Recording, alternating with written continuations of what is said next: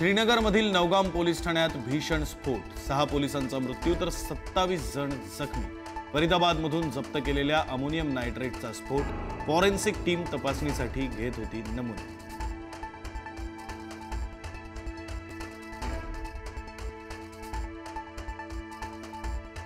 काँग्रेसमध्ये लवकरच मोठी फूट पडेल, बिहारमधील विजयानंतर पंतप्रधान मोदींची भविष्यवाणी। मुस्लिम लीगी माओवादी काँग्रेस असा उल्लेख करत मोदींची घणाघाती टीका।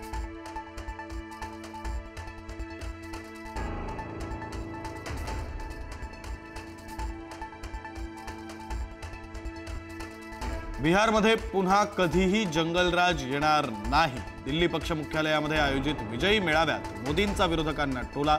बिहारच्या विजयानं सकारात्मक MY म्हणजे महिला यूथ फॉर्म्युला दिला, मोदींचं वक्तव्य।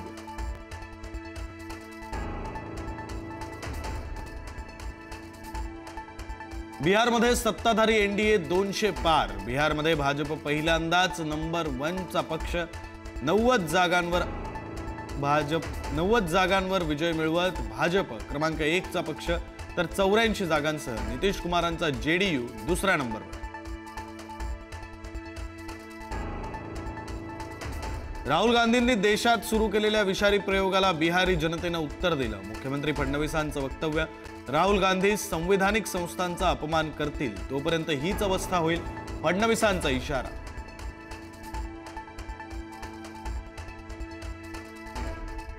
बिहार तो झाकी है, मुंबई अभी बाकी है। बिहारच्या विजयानंतर महाराष्ट्र भाजपचा नारा, बिहार निवडणूक हा ट्रेलर, खरा पिक्चर मुंबई महापालिकेत दिसणार, अमित साटम यांचं वक्तव्य।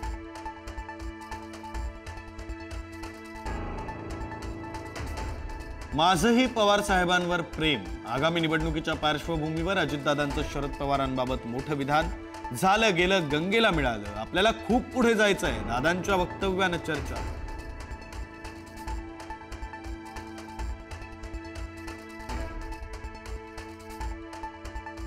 स्थानिक स्वराज्य संस्थांच्या निवडणुकीमध्ये महायुती 50% ठिकाणी युती करेल तर 50% ठिकाणी स्वतंत्र लढणार असल्याची माहिती।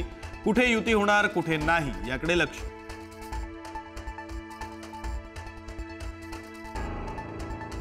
तब्बल 1.5 तासांच्या प्रयत्नानंतर नाशिकमध्ये शिरलेल्या बिबट्याला पकडण्यात यश। बिबट्याच्या हल्ल्यात 2 नागरिक जखमी, आणखी एक बिबट्या नाशकात शिरल्याची चर्चा, नागरिक दहशत।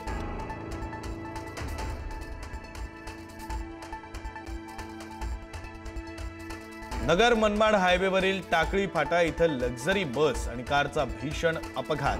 अपघातानंतर कारनं घेतला पेट, सुदैवानं कोणतीही जीवितहानी नाही, काही प्रवासी किरकोळ जखमी।